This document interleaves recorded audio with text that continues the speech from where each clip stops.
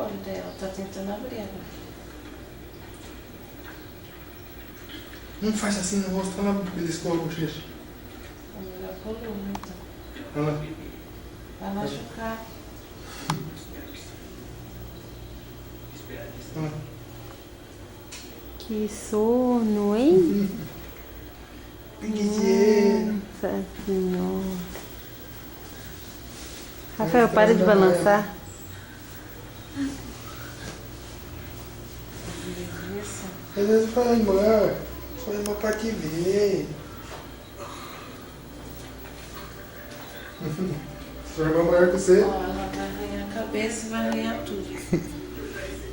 Vamos por luvas? Não. Ó, Tá calor, filho. Como é que vai pôr luva? olha, Não vai arranhar, você acha que vai olha o arranhar? esmalte dela. Arranha, Rafa, olha o tamanho da unha que nasceu. Viu o Isabela. esmalte dela, Bro?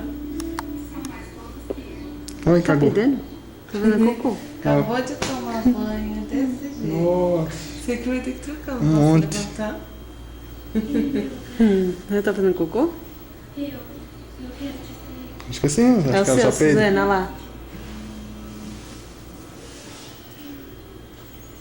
Alô?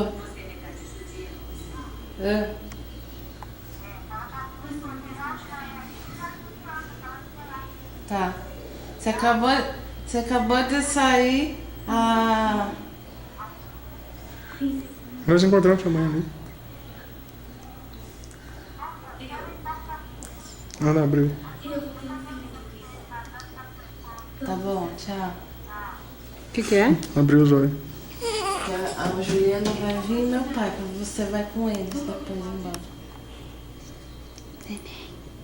Isabela, abre o olho pra te abrir. Da sua sobrinha. Deixa eu trocar. Será que ela fez cox? Você acha que fez? Você acha que ela só peida? A minha mãe falou peidou, eu falei, olha aí, deram cocô.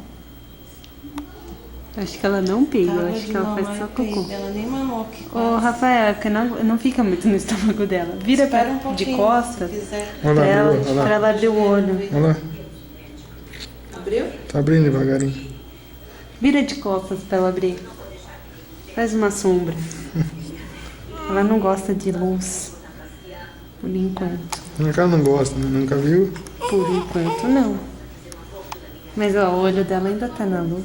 Aí. Só amanhã que ela vai abrir o olho. De onde ela tá com preguiça. Ah, vida paz. Fala, já tá de noite.